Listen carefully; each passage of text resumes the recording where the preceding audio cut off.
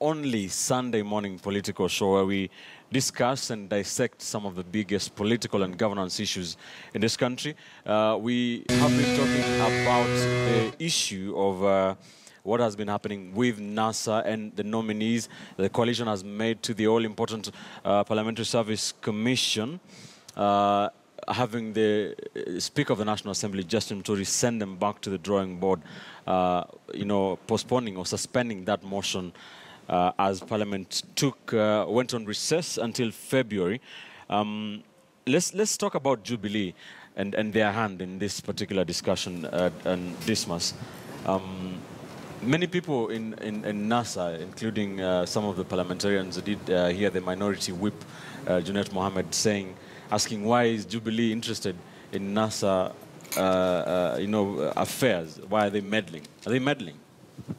Having Muturi Kigano, try to push this agenda so much. Now, Junet Mohammed must know that politics is about getting influence and getting many more numbers. And if he doesn't want Jubilee meddling within NASA, then he wants us to practice their politics as we see it in the Vatican with the Pope, where everything seems to be rosy. It's Jubilee's principal business to meddle with NASA and cause a bit of confusion, push a number of members, and we see defections. So that shouldn't worry Junet Mohammed at all. And also, I would expect that the NASA leadership today are looking at Jubilee and wanting to cause disruption within the parliamentary group, within the Senate, within the National Assembly, to disrupt their thinking, get a few more members to support their ideas. And so there's nothing wrong. And in fact, one of the principal beneficiaries of that meddling and disruption of business is Wiper's son, Kalonzo Musyoka's son, who's been elected to join the EALA. He got elected to go to EALA, not simply because everybody in Wiper wanted him or NASA. He got a number of votes coming his way from Jubilee, which in my view is a good thing.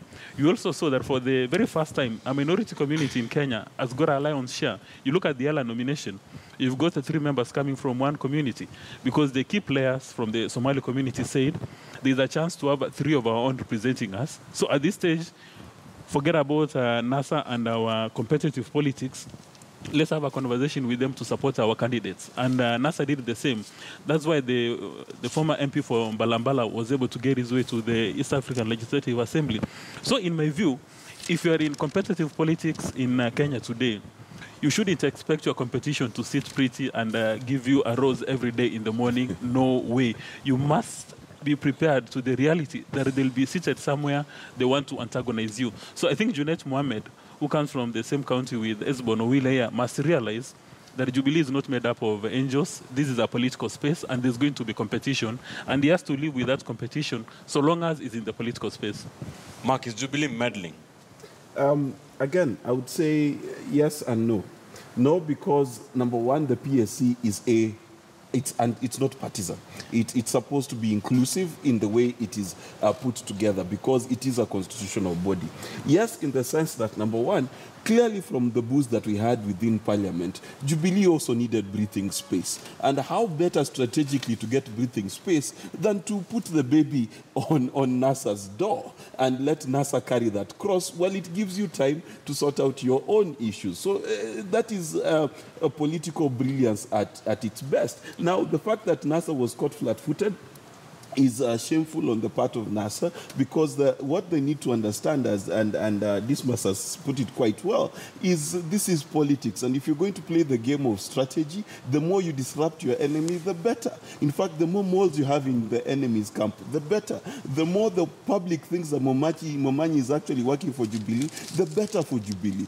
And that's how politics is. That's how the game is played. But that game being played that way is also good for our democracy, because what does that mean? It means that at the PSC, we will have the best legislators nominated to that position, and that definitely turns out to be the good for the country. So again, this is politics. Is it wrong for Jubilee to meddle? Absolutely not. Did they? Yes, they did. Is it good for the country? Yes, it is. All right. Hesbon, you're a member of parliament. I agree with complaining too much. I agree with my member of parliament. He is not complaining. He's speaking for us in Suna East, and we are very happy with what he's doing. And I don't think it is in the interest of Jubilee to discuss issues that are raised by NASA. I mean, it doesn't augur well for anyone who is a neutral outside there. People want to see NASA sort their house without any undue influence from Jubilee. And I think Junet is within his right to question the meddling by Jubilee. I mean, it's unnecessary, it is unwarranted, and it's not even needed. NASA can actually sort its house. But having said that, I think it's also incumbent upon NASA to, have some, decency to just accommodate different, faces of this country, different political players. For a long time, I've had a problem with, the minority whip coming from, ODM,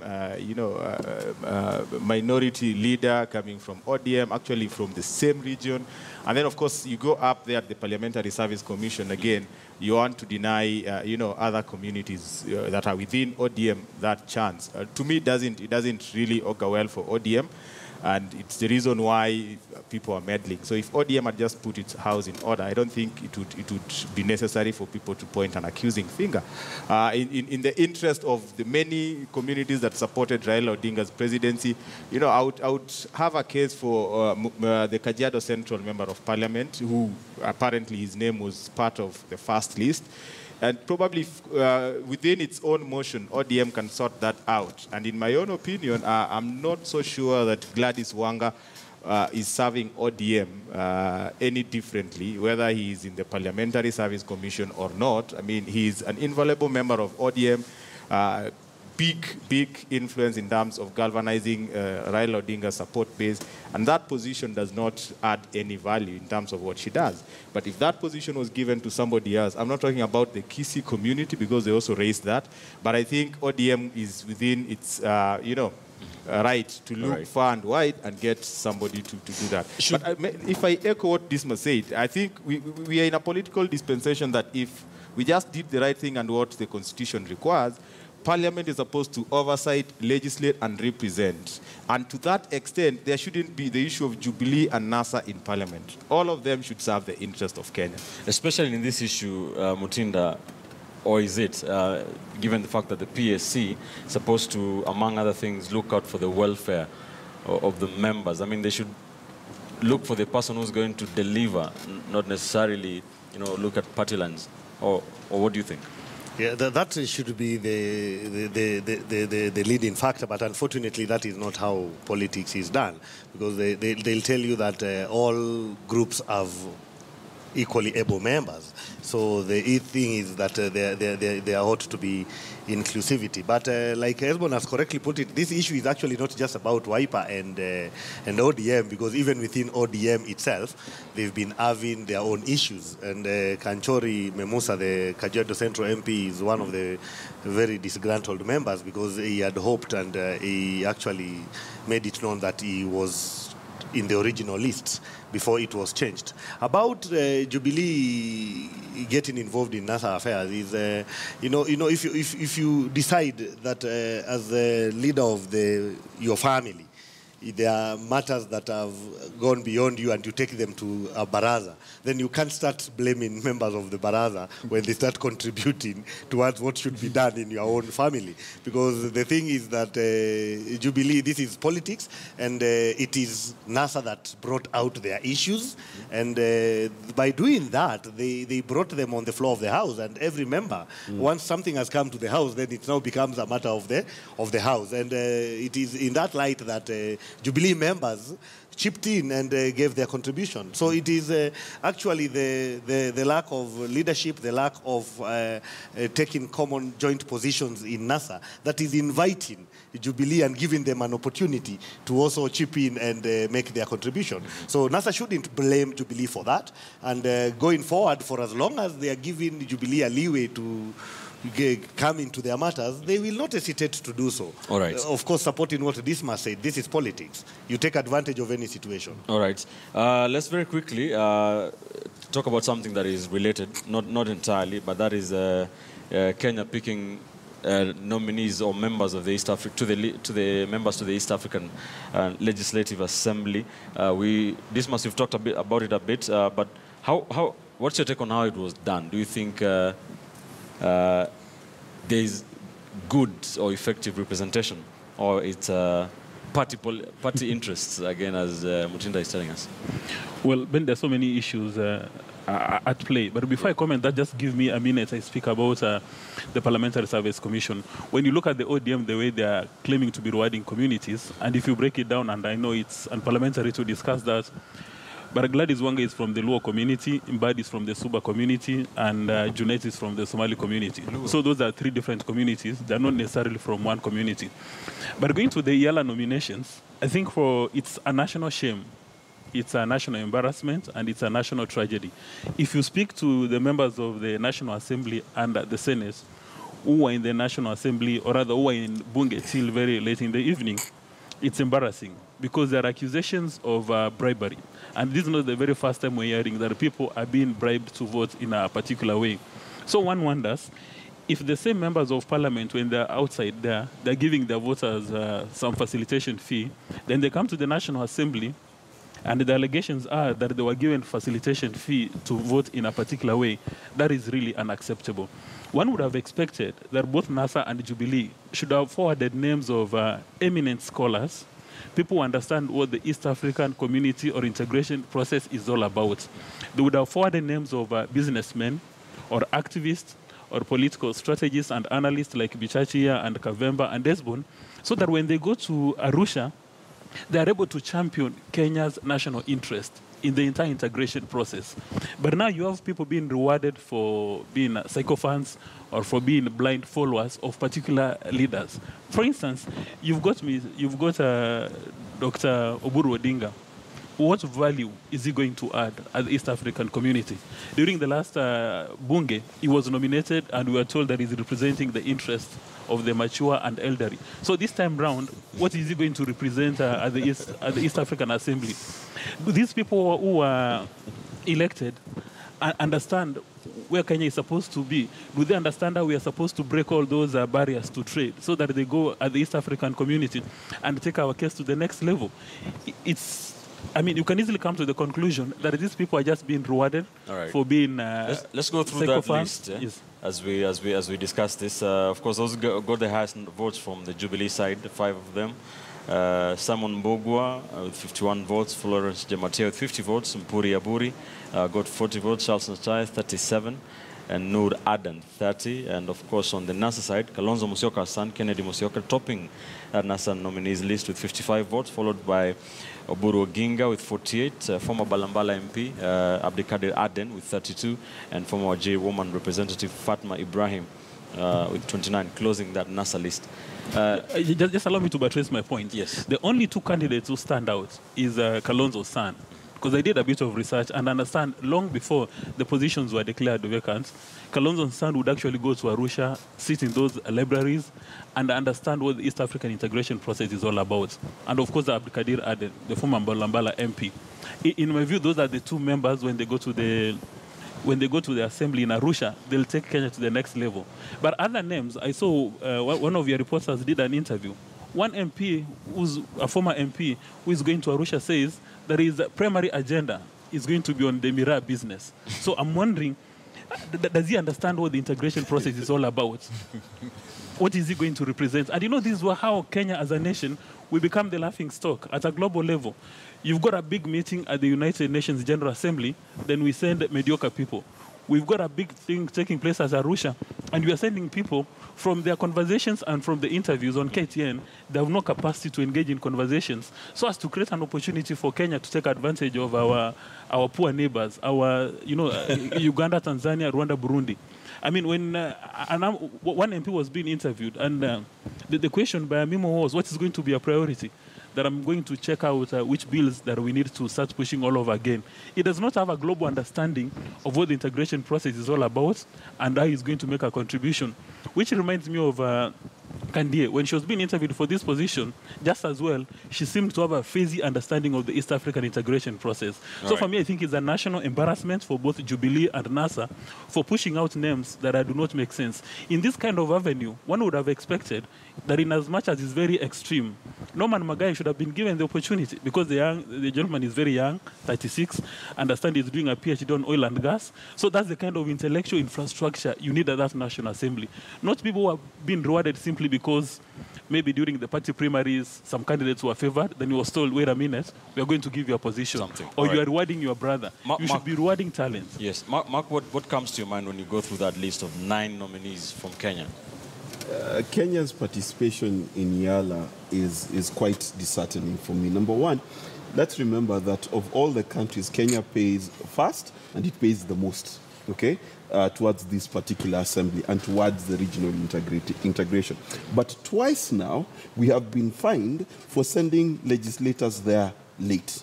This is very funny because the assembly could not have started, when was it supposed to start? 4 or 5 months ago. And it could not have started simply because Kenya had not sent its representatives. And then when we are sending our representatives, we are looking for our brothers, sons, and the people that we want to reward. And this is what I call a farce. It's a farce because, number one, we are not sending their people because we want to reward them.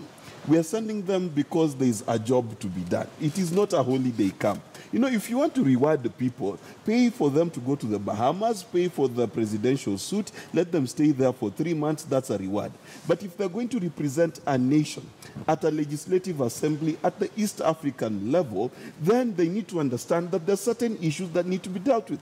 Tanzania and Uganda, for example, are talking about transporting the oil from Uganda through Tanzania. That is a direct sabotage of the ports of Mombasa and the port of Lamu. We need to discuss issues of Migingo Island. We need to discuss issues of fishermen who were caught on the Kenyan side of Lake Victoria and were arrested there. We need to talk about the fact that many teachers and many people cannot find work permits in Tanzania ever since Magufuli took over.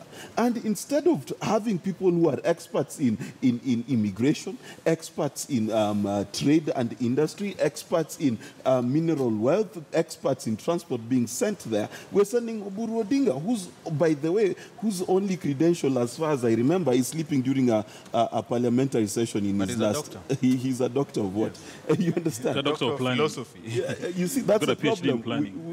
We don't want those things. We want to have people who are not being rewarded, but people who are going to reward the people of Kenya. And this is where our mentality needs to change. Right. We need to make sure that every public official and public servant that is anointed to office is anointed to that office because they'll be of service to the people and not to reward political positions. And that's the problem.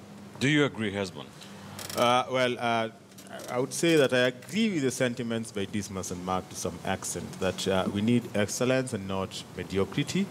You know, to some extent, you'd understand that there are a few questions that are raised, you know, on how some of these legislators were, you know, voted for, first of all, even nominated and then voted to EALA. I mean, the mere fact that they presented themselves, they got the nomination, they were voted, and they're now going to EALA means that they have something that they're going to put on the table. If we want to blame them, we should actually blame the entire political system in Kenya, because if we are sending mediocre, it means that we're also mediocre. And I think that is a situation that we may want to run away from.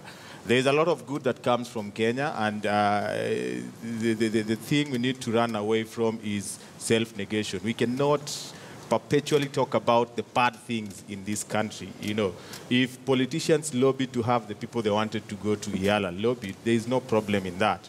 What we need to focus on, these people that they lobbied for to go to EALA, how then do we help them advance the things that would make the East African community work, not just for the East Africans, but specifically for Kenyans. I would imagine that these politicians understand the statement in President Uhuru Kenyatta's speech about opening the doors of this country to Africans and specifically East Africans to come and do business and work in Kenya.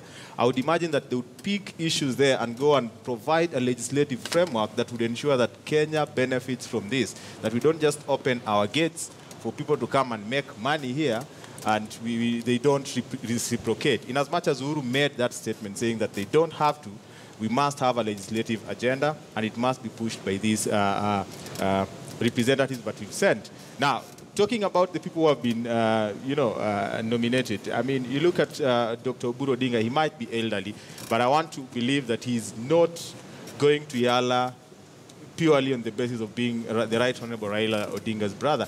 He must have earned something as an ODM member. He must have contributed something for ODM to nominate him, because no one in ODM is complaining. The people who are complaining don't have any information. You must congratulate Wiper for putting up, a fight and sticking with Kalonzo Musyoka's son, who, from my research, has contributed a great deal to the political party, and he has all the qualifications. There is no problem. But I think for me, I celebrate the former Mbalambala Member of Parliament, Abdikadir Aden. I think it's a top-notch appointment and nomination, and of course election. You listen to him, and whether he is on your side or not your side, this is one person who would articulate issues and you would applaud. He reminds me of a footballer who scores against the rival team, and the rival fans celebrate him, not because he's a good player, but because he's an artist to watch. Mutinda, what are your thoughts on this? My thought first is that the kind of interest that this thing had aroused in some areas of this country, Nairobi included, was, I didn't expect that, because Nairobi, led by their governor, were fully behind Honorable Simon Mbugua, and they did all that was to be done to get Simon Mbugua there. And we are happy as Nairobians that we have someone going to represent in EALA coming from Nairobi. Yes. But what I want to say is that there's a lesson that the citizenry should pick from what happened. First is that when it comes to politicians, the political class and their interests, they know how to bury the hatchet and come together. As polarized as this country is, you didn't expect the son of the deputy party leader and the brother to the NASA party leader to get the kind of votes that they got. Out here, they are grandstanding, they are polarizing the country, but when it comes to something that is of direct interest to them, they don't take those kind of hardened positions. They actually reach out. The number of votes that these people got is enough evidence that people reached out to each other across the board. But out here, they are telling us that there is the country that has a president and there is the country that does not have a president. We did not see that when they were fighting for their own. The other thing is that out of the 9 members, 7 of them are former members of Parliament. It is actually only Kalonzo's son and Florence Jematia that have not been in that house. So again, they know how to take care of their own. They voted because of familiarity, because of knowing each other. And that took precedence over very many other things. So it is upon the Mwananchi to know that there are very many cases that Mwananchi are used as pawns just to advance interests of the political class. And it is upon them to pray for discernment so that they can tell the difference when a politician is really pushing for their own interests and when it is that they are just using them as pawns to push for their own selfish interest. All right, we shall be covering the next session of the East African Legislative Assembly very closely and in much detail. We shall be keeping an eye on the Kenyan members and their performance for that matter. You're watching Sunday edition, the last show in 2017. We're taking one last commercial break. When we return,